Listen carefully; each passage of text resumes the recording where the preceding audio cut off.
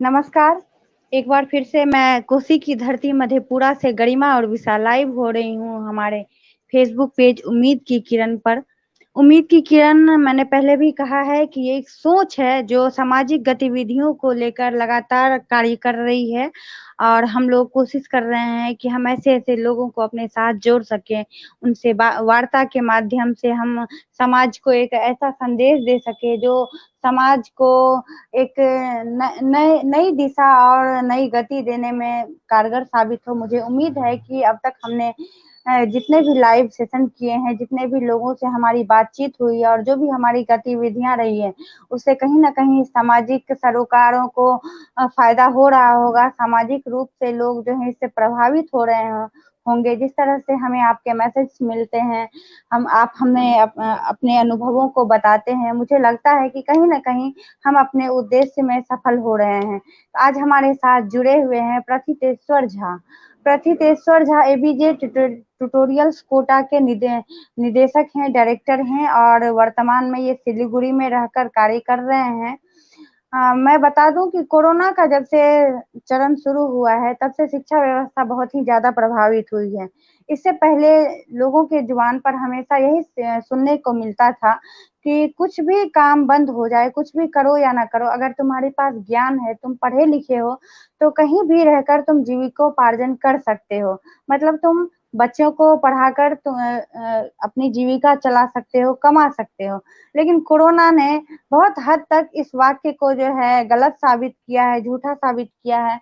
जैसा कि हम लोग देख रहे हैं पिछले 2 सालों से जब से कोरोना का चरण शुरू हुआ है, तब से ही शिक्षा व्यवस्था बदहाल स्थिति में लगभग सारे अन्य जो भी काम हैं, अन्य जो भी रोजगार हैं, वो सब कहीं न कहीं चल रहे हैं, शुरू हो चुके हैं। लेकिन शिक्षा व्यवस्था जो है पूरी तरह से अब बर्बादी के मुकाम पर पहुँच गई है। बच्चों में पढ़ाई-लिखाई के प्रति जो लगाव था, वह लगाव अब खत्म होता दिखता जा रहा है। और सबसे बड़ा जो ये ऑनलाइन शिक्षा ने बच्चों को बहुत हद तक प्रभावित किया है। तो आज हम लोग इसी सब मुद्दे पे प्रथितेश्वर झा सर से बात करेंगे। प्रथितेश्वर जी हमारे साथ जुड़े हुए हैं। मैं उनका अपने पेज उम्मीद की किरण पर हार्दिक अभिनंदन करती हूँ और मैं चाहूँगी कि आप अपना कैमरा और ऑडियो दोनों ऑन करें और हमारे दर्शकों के साथ सीधे तौर पर जुड़ें। मेरी आवाज़ जा रही है तो आप अपना कैमरा ऑन कीजिएगा प्रथितेश्वर झा। जी नमस्कार मैडम, आवाज बिल्कुल स्पष्ट रूप जी से आ रही है। जी आपका बहुत-बहुत अभिनंदन है हमारे फेसबुक पेज उम्मीद की किरण पर। आपके लिए धन्यवाद। 2 धन्यवाद। कमेंट्स आए हैं जिसमें आपका स्वागत किया गया है। एक मोहन गुप्ता हैं, उन्होंने मेरी बात पर लिखा है बिल्कुल सत्य गरिमा और आपका भी अभिनंदन किया है। मसाल सर हैं, ये लोग हमारे साथ हर लाइव में जुड़ते हैं। उन्होंने लिखा है good evening Jha ji and बिटिया, उन्होंने हम दोनों को गुड इवनिंग कहा है। तो मैं नमस्कार। चाहूँगी नमस्कार। कि अब अपना संबोधन शुरू करें। नमस्कार। मेरा जी, आपसे अनुरोध होगा कि जो भी प्रश्नावली आपकी हो शिक्षा जगत से संबंधित, अथवा जो आपका शीर्षक है कि शिक्षण संस्थान पर कोरोना की दोहरी मार, तो जो उसमें हर संभव मैं जवाब देने का प्रयत्न करूंगा। तो आपके जो भी प्रश्न हैं आप जरूर हमसे पूछें, हम उसको बताने में हर संभव अपनी कोशिश जारी रखेंगे। जी सर सबसे पहले तो मुझे यह बताने में बहुत ही खुशी हो रही है कि प्रथितेश्वर झा जो हैं हमारे मधेपुरा के जाने-माने संस्थान संविधा ग्रुप के निदेशक सोनू भैया संदीप सांडिल्य के रिलेटिव हैं और हमारे लिए भी भाई स्वरूप ही हैं। तो मुझे अच्छा लग रहा है आज आपसे जुड़कर, सोनू भैया के बाद आपसे मेरा जुड़ाव हुआ है और लगातार हम लोगों के बीच जो एक भाई-बहन का जो संबंध होता है वो हमारे बीच रहा है और आज मैं आपसे लाइव सेशन के थ्रू बात कर रही हूँ। तो सबसे पहले मैं चाहूँगी कि आप अपना संक्षिप्त रूप से परिचय दें ताकि लोग आपके बारे में क्लियर होके अच्छी तरह समझ पाएँ। सर्वप्रथम मेरा नाम प्रथितेश्वर झा हुआ, जैसे कि गरिमा दीदी ने बहुत स्पष्ट तरीके से सभी लोगों को समझाने की कोशिश की, तथा पिछले 10 सालों से आईआईटी जेई तथा नीट के विद्यार्थियों को उनके लक्ष्य तक पहुंचाने का, उनको मार्गदर्शन करने का जो मेरा संकल्प रहा है, उसको संकल्प से सिद्धि की ओर लेते हुए पिछले 10 सालों से हम जा रहे हैं। अ, पिछले कुछ सालों से विभिन्न प्राइवेट कंपनियों में मैंने कार्य किया है, चाहे वो कोटा राजस्थान की बात करें, दिल्ली की बात करें, कश्मीर की बात करें। 2017 से मैंने अपनी संस्था का शुरुआत किया, और जैसा कि आपने बताया कि सोनू भैया के रिलेटिव हैं हम, तो उनका भी मार्गदर्शन बहुत अल्टीमेट रहा कि अपनी संस्थान को किस तरीके से आगे बढ़ाना है, रजिस्ट्रेशन कैसे कराना है। आज के डेट में एबीजे ट्यूटोरियल्स कोटा की शाखाएं बंगाल के 6 शहरों में है। ये सब आप सभी लोगों के आशीर्वाद का एक जरिया है, आशीर्वाद का एक ब्लेसिंग्स है। और सबसे बड़ी बात यह है कि कोचिंग फेडरेशन ऑफ इंडिया, जो राष्ट्रीय स्तर पर प्राइवेट शिक्षकों की आवाज सरकार तक पहुंचाने का कार्य करती है, उसमें मैं नेशनल ज्वाइंट सेक्रेटरी के तौर पे कार्य कर रहा हूं, और जितने भी राष्ट्रीय संयुक्त सचिव के पद पे हम कार्य कर रहे हैं, और इसमें बिहार के प्राइवेट टीचर्स एसोसिएशन का भी बहुत अच्छा योगदान रहा है। माफी चाहेंगे, क्योंकि जितने भी प्राइवेट शिक्षकों का पीआर एंड प्रोजेक्ट्स का जो जिम्मेवारी मिलता है, उसको मैं हर संभव प्राइवेट शिक्षकों तक पहुंचाने की कार्य करता हूं। अभी भागलपुर के अंदर भी मुझको आने का अवसर प्राप्त हुआ था, जब स्वर्गीय सीबी सिंह सर को एचडीएफसी बैंक के प्रताड़ना के द्वारा के कारण उनको गलत स्टेप लेना पड़ा, और वो गुजर गए किन्हीं कारणवश।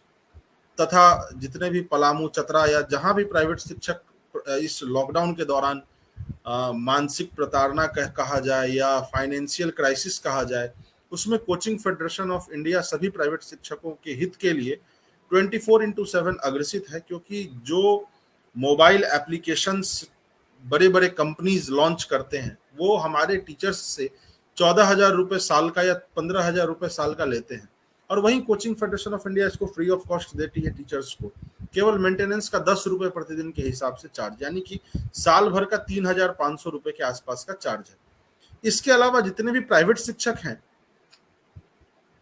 इनको सुरक्षा बीमा योजना तथा प्राइवेट लोन दिलाने का काम सीएफआई कर रही है।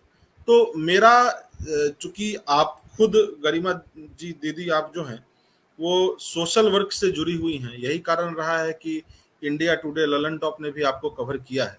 और कभी भी सोशल वर्क करने का यह उद्देश्य नहीं होता है कि आपको कवरेज मिले या आपको जो है सो मीडिया में लोग जाने। सोशल लेवल पे काम करने का मतलब होता है कि जब सामने वाले को 1 यूनिट ब्लड पहुंच जाता है और जब वो आशीर्वाद देते हैं तो वो पूरा दिन बन जाता है, वो अपना सबसे बड़ा गुड मॉर्निंग होता है।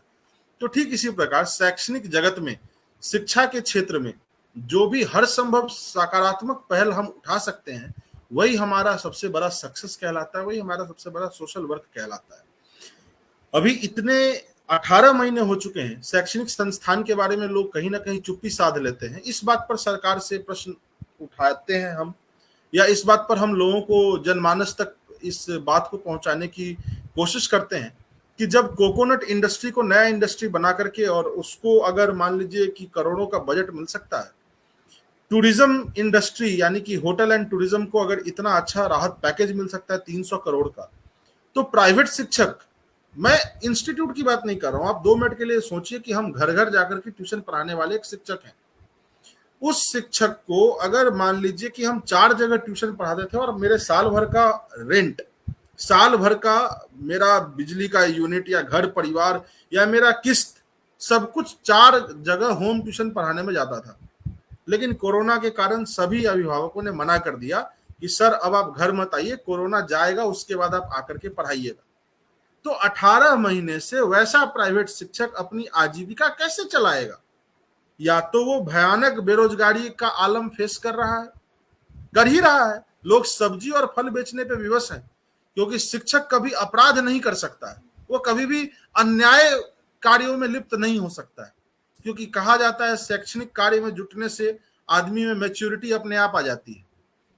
तो शिक्षा जगत अगर इस बदहाली से गुजरेगा, अगर देश का जो सबसे मजबूत स्तंभ है वह अगर प्रताड़ित होगा, अगर उसके बारे में सरकार चुप्पी साध लेगी, तो निजी शिक्षक या प्राइवेट शिक्षक के ऊपर होने वाले जो ये पिछले 18 महीने की जो जुर्म है, जिसमें 1 रुपए भी वो नहीं कमा रहे हैं, लेकिन हर महीने जो रेंट है, हर महीने जो टैक्स है, इस बार भी जीएसटी आप अपनी कंपनी का देते हैं या अपना खुद का टैक्स भी देते हैं, तो हमें कुछ ना कुछ सरकार की तरफ से गाइडलाइन मिले, हमें कुछ ना कुछ सरकार की तरफ से एक मानक मापदंड मिले, तथा जब कभी भी लॉक अनलॉक की खेल होती है उसमें स्पष्ट रूप से, आपको ये जान के बहुत आश्चर्य होगा, किसी भी बच्चे के आईआईटी में सिलेक्शंस या एम्स में सिलेक्शंस या आईएएस ऑफिसर बनने में सिलेक्शंस या किसी भी बीपीएससी में सिलेक्शन, बहुत बड़ा तबका कोचिंग पर डिपेंडेंट है, बहुत बड़ा तबका प्राइवेट शिक्षकों के शिक्षा पर डिपेंडेंट है। आज के डेट में अगर ये सारे स्तंभ जिन जिन पर बच्चे डिपेंडेंट थे, अगर उनकी सुध नहीं ली जाएगी तो आने वाले डेट में क्या शिक्षक अपने आप को शिक्षक बताने में सहज महसूस करेंगे या असहज महसूस करेंगे। ये उम्मीद की किरण नामक जो संस्था है या ये जो मीडिया चैनल है हमारा, जिससे सभी दर्शक जुड़े हैं, आप लोगों से मेरी गुजारिश है, आप लोग कमेंट बॉक्स में बताएं और आप लोग अपना सुझाव दें कि अगर सरकार हम जैसे प्राइवेट शिक्षकों के लिए चुप्पी साध लेगी तो हमारे जैसे शिक्षक अपने आप को शिक्षक बताने में सहज महसूस करेंगे या असहज महसूस करेंगे। हमारा जिक्र संविधान में भी नहीं है। संविधान में शैक्षणिक संस्थान का मतलब केवल और केवल स्कूल है और कॉलेज है। कोचिंग का जिक्र कहीं संविधान में नहीं है। तो क्या कोचिंग वाले अनैतिक कार्यों में लिप्त हैं? हमें तो खुद को यह पता नहीं लगता है कि हम बिजनेसमैन हैं, शिक्षक हैं या क्या हैं, क्योंकि लोग डायरेक्ट समझते हैं कोचिंग माफिया है। लोग बोलते हैं ऐसा, आपके स्तर में भी लोग इस तरीके की भाषा का प्रयोग करते हैं। अगर मान लीजिए किसी टीचर ने अपने आप को यूट्यूब पे बहुत फेमस हो चुके हैं, 10 मिलियन 9 मिलियन लाइक सब्सक्राइब हो चुका है, तो उसको धमकी मिलना शुरू हो जाता है। आगे की दिशा निर्देश आपके दर्शक द्वारा जो भी मुझको प्राप्त हो मैं जरूर बताऊंगा। आप पूछिए, आप स्वतंत्र है पूछने के लिए सवाल।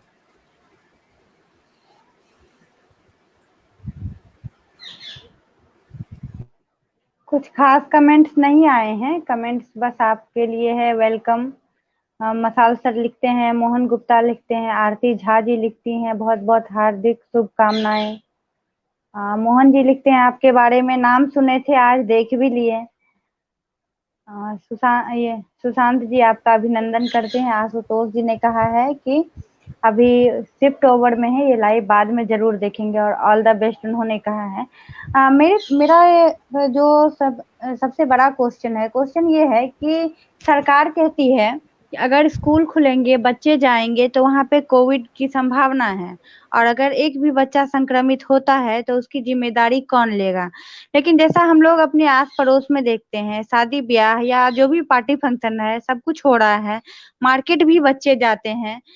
और उससे भी बड़ी बात, अगर मैं अपना एग्जांपल देना चाहूंगी कि अगर मेरे घर में भी बहुत सारे बच्चे हैं, मैं अभी बाहर जा रही हूँ और मैं 10 लोगों के संपर्क में आती हूँ तो हो सकता है कि मुझे कोविड हो जाए और फिर हम जब घर आएंगे तो उस बच्चे के साथ मेरा मिलना जुलना होगा। कोविड जब मेरे साथ आया तो मेरे से भी उस बच्चे को कोविड हो सकता है और अगर बच्चा पार्टी फंक्शन में जा रहा है तो वहां भी कोविड हो सकता है। लेकिन सरकार सिर्फ स्कूलों को ही केंद्रित करती है कि बच्चे वहां जाएंगे तो फिर वहां पे कोविड होगा और जगह पे ऐसा उनका नहीं कहना है। तो इसमें तो सिर्फ बच्चों का पढ़ाई जो है वो इफेक्टेड हो रहा है और हम जैसे शिक्षक, हम आप जैसे जो प्राइवेट निजी शिक्षक हैं उनकी बदहाली है। सरकारी शिक्षकों को फिर भी कहीं ना कहीं से पैसे आ जा रहे हैं और लेकिन जो प्राइवेट शिक्षक हैं उनका मुझे लगता है कि उनका जो वाजिब पैसा है, जब उन्होंने लास्ट काम किया था, जब स्कूल खुली थी तब का भी कई जगहों पे पैसा बचा हुआ है। तो ऐसे में निजी शिक्षक करे भी तो करे क्या? अब उनके पास दूसरा कोई चारा भी कहाँ से बचता है, या कोई दूसरा बिजनेस ही शुरू करे तो वो पूंजी कहाँ से लगाएंगे? साल भर तो उन्होंने जहां तहां से काट लिया, अब ये दूसरा चरण भी वैसा ही जा रहा है। बिल्कुल बिल्कुल। नहीं तो इसमें एक्चुअली क्या है ना कि लोगों को इस बारे में जागरूकता आनी जरूरी है कि जिस प्रकार से कोचिंग जगत या प्राइवेट शैक्षणिक जगत जिन लॉस को फेस कर चुका है या जिन विपदाओं को महसूस कर रहा है, इसमें सरकार भी अपने तरीके से क्या कर सकती है। तो सरकार बहुत कुछ कर सकती है। हम ऐसा नहीं करेंगे सरकार की सफलता एवं विफलता के बारे में बात हो रही है। हम शिक्षा जगत से जुड़े हुए हैं चूंकि, तो हमारे आपके या 10-20 लोगों के आइडियाज को लेकर के एक नई कमेटी बनाई जाए और उसमें ये देखा जाए कि वास्तविकता क्या है। कभी किसी न्यूज चैनल में आता है कि बच्चों की इम्यूनिटी स्ट्रांग होती है, बच्चों को कोरोना नहीं हो सकता है, तो वहीं 90% न्यूज चैनल आज के डेट में ये दिखा रहे हैं कि कोरोना की तीसरी वेव आएगी जिससे बच्चे अफेक्टेड होंगे। जब आएगी तब जो बच्चे अफेक्टेड होंगे या जो लोग अफेक्टेड होंगे उसके बारे में अभी ना आप जानती है, ना हम जानते हैं, ना दर्शक जानते हैं। ये एक मात्र अनिश्चितता, एक अनसर्टेनिटी है जिसके बारे में लोग जिक्र कर रहे हैं। लेकिन इसके जिक्र का दुष्परिणाम क्या हो रहा है कि जहां कहीं भी कोचिंग या प्राइवेट स्कूल खुल चुके हैं वहां भी बच्चे एडमिशन नहीं करा रहे हैं। क्यों? क्योंकि उनको लग रहा है तीसरी वेव तो आने वाली है, तीसरी वेव आएगी तो मेरे गार्जियन का पैसा डूब जाएगा। दूसरी बात, अगर आप एक अभिभावक हैं, आप यदि अपने बच्चे को पढ़ा रही हैं, तो आपका यदि इनकम 50% कम हो चुका है तो आप अपना ईएमआई घर का रेंट तो ऐसा नहीं है नहीं देंगे, आपके सारे खर्च तो एज इट इज जो चल रहे हैं वो तो चलते रहेंगे, लेकिन आपका डिडक्शन कहाँ होगा? आप सबसे पहले किस खर्च को कम करेंगे? आप अपने पहले बच्चे के ट्यूशन को खर्च कम करेंगे। आप कहेंगे कि तुम घर पे हम पढ़ाएंगे तुमको, तुम घर पे बैठो। तो ठीक इसी प्रकार आज के डेट में आपको एकदम वास्तविक फैक्ट बता रहे हैं, पिछले 17 महीने का ये रिकॉर्ड है कि फर्स्ट लॉकडाउन में ही 10,000 प्राइवेट स्कूल बंद हुए हैं इंडिया में। 10,000 प्राइवेट स्कूल यदि बंद हुए हैं तो उन शिक्षकों का क्या हो रहा है? और यदि उन शिक्षकों की सुध कोई नहीं ले रहा है तो किस प्रकार लेनी चाहिए? लेने का सीधा ये फंडा और फॉर्मूला है। आज के डेट में सारे मॉल खुल गए ना, सारे सिनेमा हॉल भी खुल गए ना। सिनेमा हॉल के अंदर कौन आदमी आ रहा है, कौन आदमी जा रहा है, इसका तो कोई ट्रैक रिकॉर्ड नहीं है किसी के पास। आज हो सकता है आप एक सिनेमा हॉल गई, कल दूसरे में चले जाए, परसों तीसरे में चली जाए।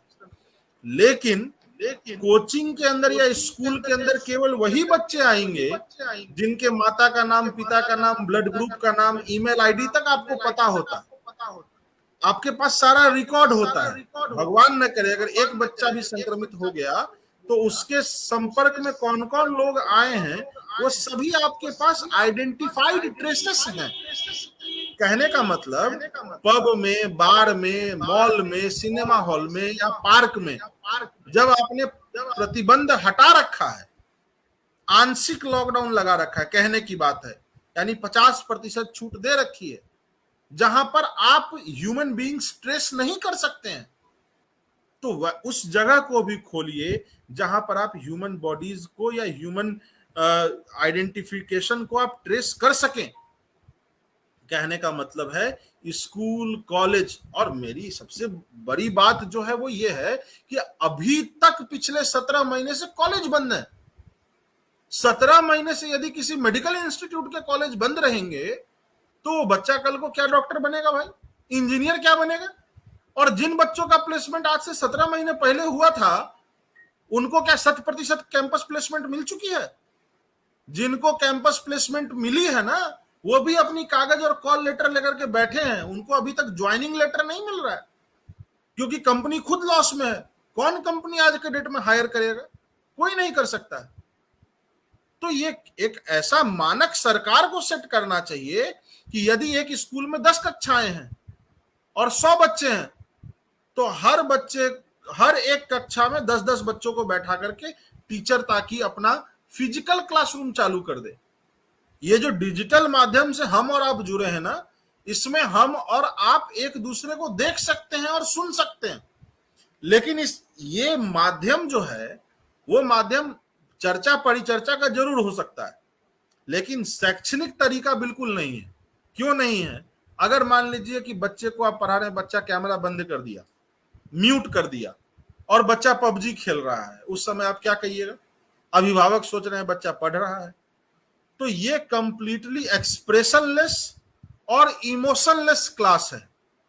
कोरोना के द्वारा जो शिक्षा जगत को क्षति पहुंची है उसकी क्षतिपूर्ति करने का एकमात्र विकल्प ऑनलाइन द्वारा पढ़ाई कराना है, जिससे एक कह सकते हैं कि खाना पूर्ति हो रही है, शिक्षक पढ़ा रहे हैं, स्कूल में फीस आ रही है, अधिकांश स्कूलों में फीस नहीं आ रही है, जितने शिक्षक हैं उनको 50% सैलरी दी जा रही है। उन बसों के मालिकों का यदि सोचा जाए, जो 17 महीने से जो बसें बंद हैं उनको चालू करने में हर बस में कम से कम 10 से 12-15 हजार का खर्चा आएगा, क्योंकि मैकेनिकल पार्ट है वो। तो सरकार को एक ऐसे स्तंभ के बारे में जरूर और अतिशीघ्र निर्णय लेना चाहिए, ताकि कोरोना के दौरान स्टेज 2 लगभग जा चुका है।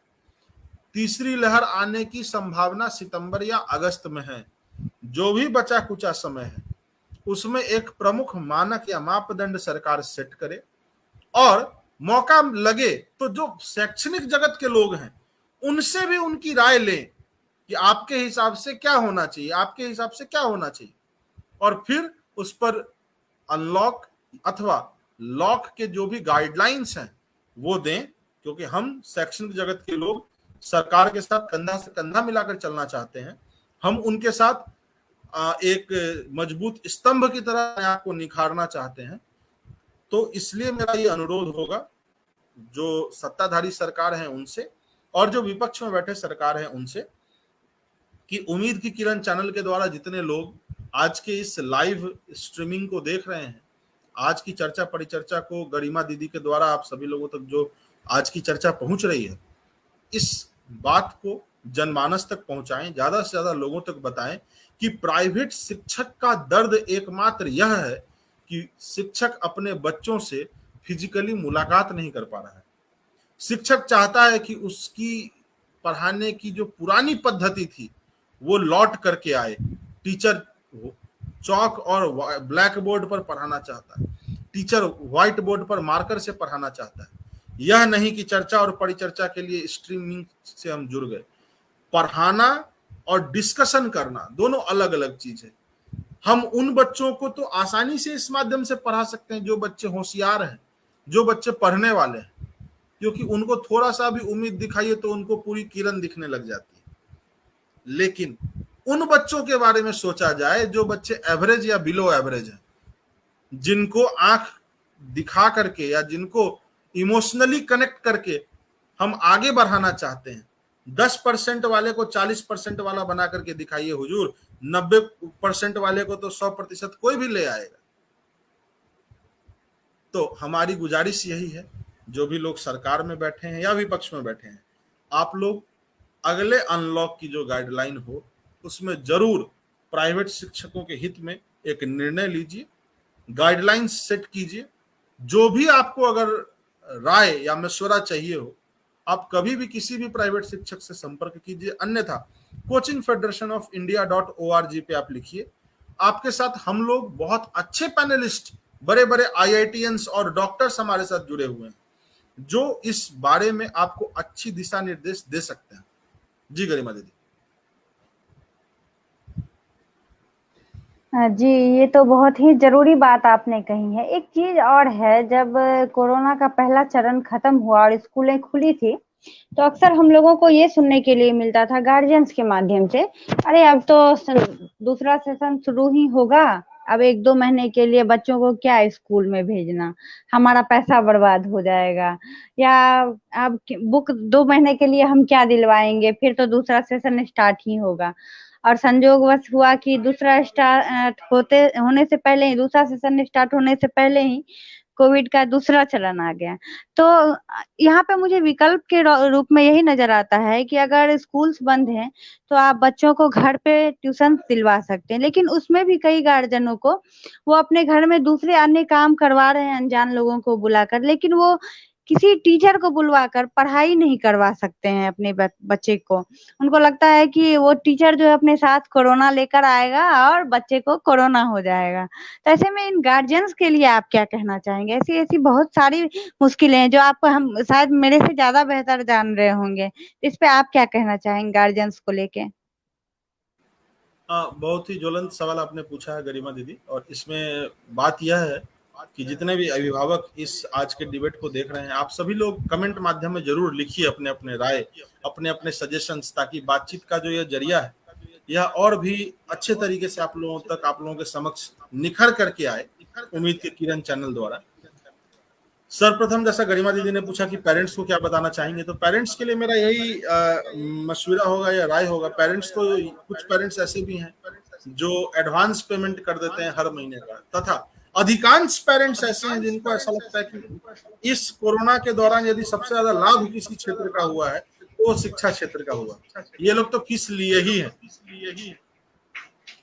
आपको हम बताएं, 100 बच्चों में से कम 20% बच्चे ऐसे हैं, 100 में से 20 बच्चे ऐसे हैं जिनका पिछले साल का भी फीस बकाया है।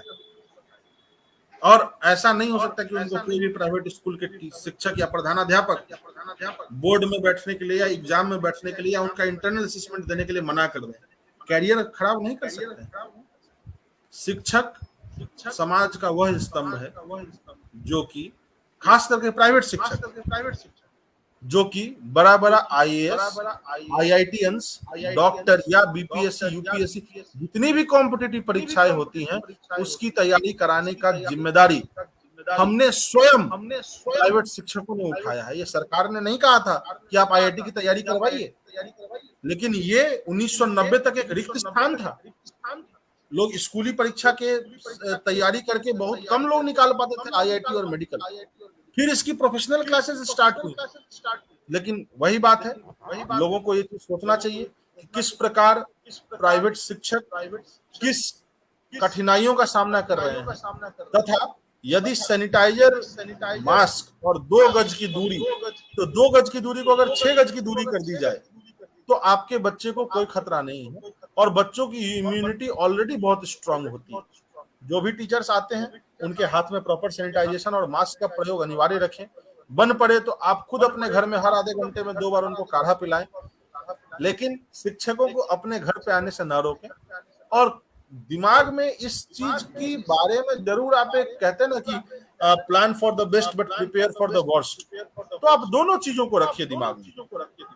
कोरोना की तीसरी लहर आ सकती है, बिल्कुल आप अपने जगह सही हो सकते हैं, भगवान ने करिए सही हो, लेकिन एट प्रेजेंट की जो सिनेरियो है जहां पर पूरे बिहार में मात्र 80 केस आ रहे हैं, मात्र 90 केस आ रहे हैं, इन केसेस का डिक्रीमेंट अभी और होगा क्योंकि अभी चुनाव नहीं है। तो कुल मिलाकर के बात यह है कि जितने ज्यादा केसेस कम होंगे, जितने ज्यादा केस डिक्लाइन होंगे, उतनी ज्यादा चांसेस शिक्षा जगत के लिए होनी चाहिए। और यदि आप एक बार सोचने की कोशिश कीजिए गरिमा दीदी कि जिन बच्चों ने परीक्षाएं नहीं दी हैं उन बच्चों को 10th और 12th में पास करा दिया गया सरकार के मापदंड के द्वारा। अब जो भी उन लोगों ने मापदंड रखा, सही है गलत है, वो तर्क वितर्क का अलग पद्धति है। सरकार ने सोचा है तो गलत बिल्कुल नहीं होगा, लेकिन क्या ये चीज क्या उतना जेन्युइन है, क्या उतना सटीक है? अब जो बच्चे 12th पास कर चुके हैं उनको कॉलेजेस में एडमिशन कब मिलेंगे, और अगर एडमिशन मिल जाते हैं तो वो अपने कॉलेज कैंपस तक कब जा पाएंगे? क्योंकि पिछले साल जिन बच्चों का कैंपस प्लेसमेंट हुआ था उन्हीं को अभी तक उनके कैंपस के अंदर नहीं जाने का मौका मिला है। तो अब जो नए बच्चे हैं उनको कब जाने का मौका मिलेगा? तो सेकेंडरी, सीनियर सेकेंडरी तथा हायर एजुकेशन के लिए यह एक रिक्त स्थान बन चुका है शैक्षणिक जगत, क्योंकि कोई भी लोग इसको बोलने से या इसके बारे में कुछ बोलने से बचने लगे हैं, चुप्पी साध लिए हैं। कुछ भी बोलना उनके लिए अनुचित है। इसलिए हमारा यानी प्राइवेट शिक्षकों का जितने भी लोग इस आज के प्रोग्राम को सुन रहे हैं, देख रहे हैं, उन सभी से निवेदन होगा अपने अपने चैनल पर, अपने अपने प्रोफाइल पर इसको जरूर शेयर कीजिए कि क्या है प्राइवेट शिक्षकों का दर्द, ताकि हमारा दर्द सरकार के आवाज तक पहुंचे और सरकार को भी हमारे दर्द की पीड़ा का आभास हो। जी गरिमा दीदी। ये तो हो गई हम शिक्षकों की बात और शिक्षण व्यवस्थाओं की बात। अब मेरा जो सवाल है और मेरा जो ध्यान जा रहा है वो हमारे बच्चों पर जा रहा है। हम लोग पहले भी क्लासेज में पढ़ाते थे, अभी ऑनलाइन पढ़ा रहे हैं और एग्जाम भी अभी ऑनलाइन हो जा रहा है। तो क्या है मतलब जो पहले बच्चों का जो परफॉर्मेंस होता था वही परफॉर्मेंस अभी भी मिल रहा है? आप लोग भी अभी जी जी जी सॉरी मैं बीच में काट दिया आपकी बात। हाँ क्या ठीक है कि जिन बच्चों को उनके अभिभावक कहते थे कि बेटा मोबाइल से दूर रहो, अन्यथा कहा करते थे कि लैपटॉप कम चलाओ, टेलीविजन के संपर्क में कम आओ, काहे मोबाइल चलाते हो जी, मोबाइल रखो थोड़ी देर। उन बच्चों को उनके अभिभावक अब कहते हैं कि मोबाइल पर क्लास चल रहा है, क्लास करो। तो एक कंप्लीट मतलब कह सकते हैं आप बच्चों के केस में ये 360 डिग्री जो है पहिया घूम चुका है कि जहां पर बच्चों को इलेक्ट्रॉनिक गैजेट से दूर रखा जाता था, अब कोई विकल्प नहीं है, कोई परिकल्प नहीं है, तो लोग कहते हैं कि नहीं इलेक्ट्रॉनिक गैजेट से पढ़ो। हम लोगों को भी यह चीज महसूस होता है जब 8-8 घंटे की क्लास कंटिन्यू लैपटॉप के द्वारा होती है, आंख दर्द करने लगता है। ये चीज बच्चों के साइकोलॉजी को भी अफेक्ट कर रहा है। जब हम पढ़ाते हैं ऑनलाइन माध्यम के द्वारा, तो यह तो संभव नहीं है कि बच्चे को हम कागज प्रिंट करके दे दे कि जाओ घर से बना करके लाओ, यानी होमवर्क भी हम कहाँ से देते हैं, तो लैपटॉप और मोबाइल के लिए ही देते हैं। यानी बच्चा घर पे भी किस चीज से पढ़ाई कर रहा है, लैपटॉप मोबाइल से ही पढ़ाई कर रहा है।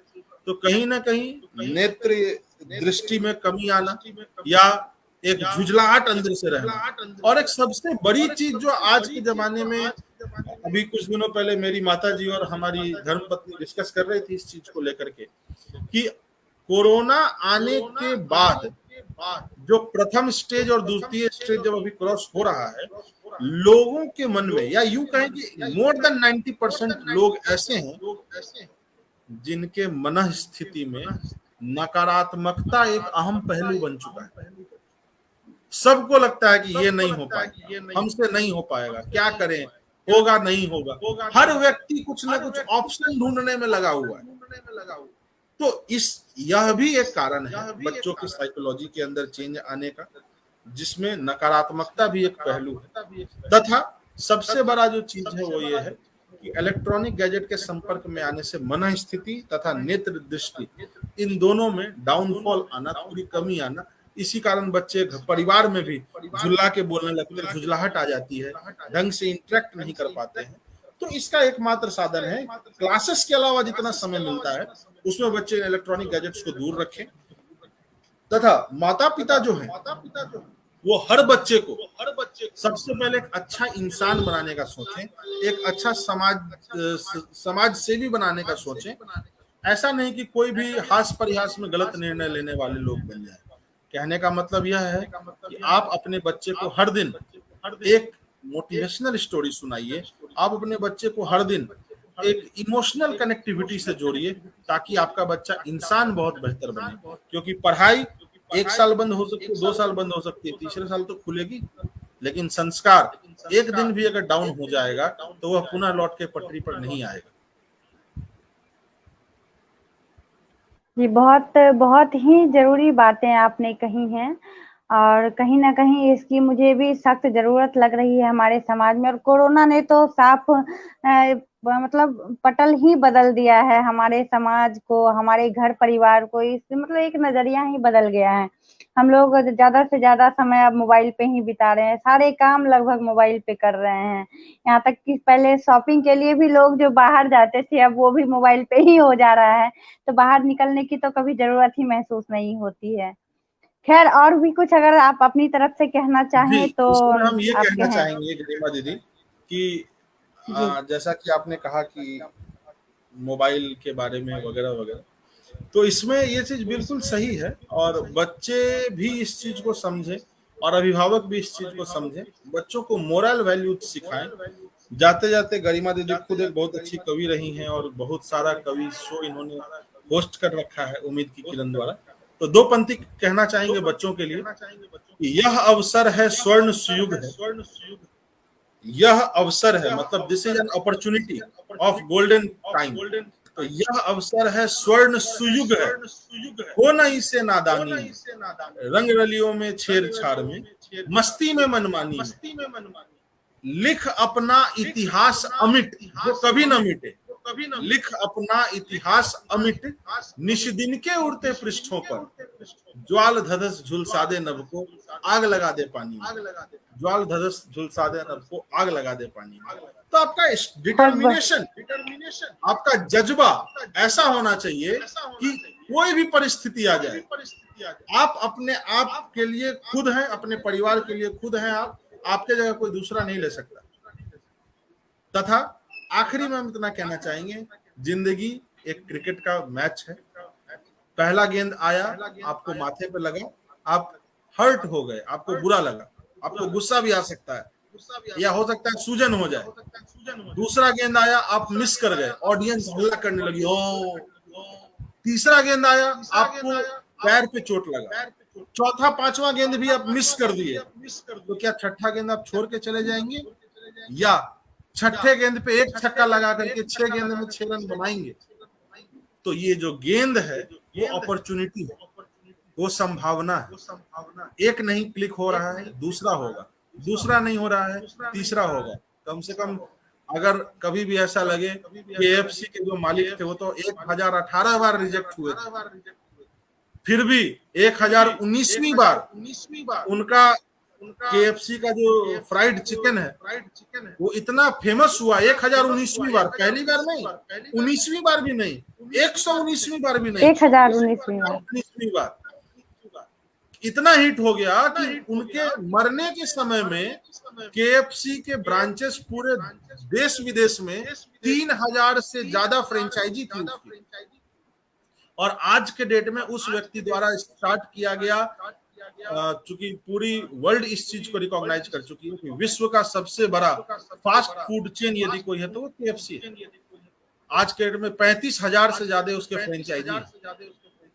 तो यदि आपका दृढ़ निश्चय हो, संकल्प अच्छा हो और संस्कार अच्छा हो, माँ बाप के लिए समर्पित सद्भावना हो, तथा के एक लक्ष्य गोल होना चाहिए कि हमारा जो थिंकिंग है, हमारा जो गोल है वो केवल एकमात्र केंद्रित है, तो आपको सफलता जरूर मिलेगी।